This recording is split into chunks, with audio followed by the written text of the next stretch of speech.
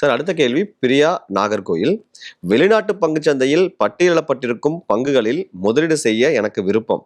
ஆனால் எப்படி செய்வது என தெரியவில்லை, வழிகாட்டுங்கள். இன்றைய ரெகுலேஷன் பிரகாரம் ம், up to some 5-6 years before இது பண்ண முடியாத கட்டத்தில் தான் இருந்தோம். ம், பட் இப்போதைய ரெகுலேஷன் வந்து எப்படின்னா we can invest, அதாவது ஒரு இந்தியன் சிட்டிசன் ம். அப்ராட் லிஸ்ட் ஆகக்கூடிய ஷேர்ஸை வாங்க முடியும். ஓகே. ரைட். ஸோ அது வந்து நீங்கள் இங்கே பிஸ்னஸ் செய்யக்கூடிய பங்கு தரகர்கிட்ட கேட்டாலே ம், அது வழி காட்டுவாங்க. ம். ஏன்னா ஒவ்வொரு பங்கு தரகருமே have a type with an international broker. சரி. இவங்க டைரெக்டாக பண்ண மாட்டாங்க, ம். பட் அவங்களுக்கு ஒரு பார்ட்னர் புரோக்கர் அங்கே இருப்பாங்க. ம், அந்த ஃபார்ம்ஸ் நம்ம ஃபில் பண்ணோம். ம். ஃபில் பண்ணி ப்ரூஃப் எல்லாத்தையும் நம்ம கொடுக்குறோம். அதை எனேபிள் பண்ணி விட்டுருவாங்க.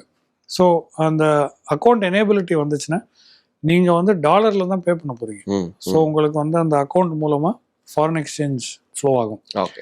ஒரு வருஷத்துக்கு $250,000, தட் மீன்ஸ் $250,000 வரைக்கும் ஓகே. முதலீடு செய்யலாம் ம், லீகலாகவே. ஓகே.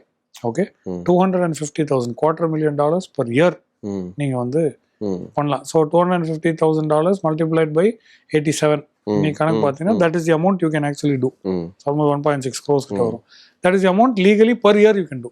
ரெண்டாவது, இந்த மாதிரி பண்ணும்போது நமக்கு ஃப்ராக்ஷனல் பையிங் வந்து அலௌடு. ஓகே. ஃப்ராக்ஷனல் பையிங்னா என்ன?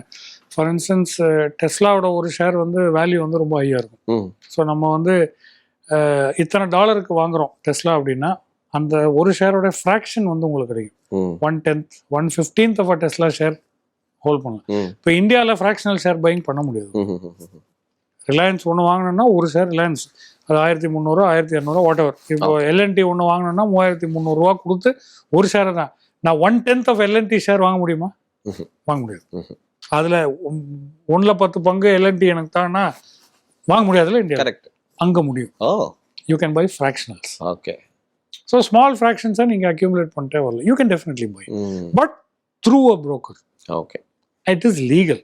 ஸோ நீங்கள் நாகர்கோவில் இருந்தாலும் சரி, எங்கே இருந்தாலும் சரி, அருகில் இருக்கிற தரமான ஒரு புரோக்கர்கிட்ட ம், இந்த மாதிரி எனக்கு யூஎஸ் ஷேர்ஸில் பார்ட்டிசிபேட் பண்ணோம், ம். என்ன ப்ரொசீஜர்னு கேட்டிங்கன்னா they will speak to their head office. அந்த ஃபார்ம்ஸு, அதுக்கு தேவையான bank account, whatever formalities வந்து முடிச்சு அந்த it will take some time. அது வந்து உடனடியாக இப்போ இந்தியாவில் அக்கௌண்ட் ஓப்பன் பண்ணுற மாதிரி இந்த அக்கௌண்ட் ஓப்பன் பண்ண முடியாது. It takes about 4 to 5 business days. ஏன்னா அது போய் அமுச்சு அவங்க ரெஜிஸ்டர் ஆகி கோடு வந்து காமன் ஃபார்ம் அந்த இதெல்லாம் ஃபில் பண்ணி வரதுக்கு ஒரு 4-5 days மேலே ஆகும். அது once you do that, we have a lot of clients who buy foreign shares, so it's possible.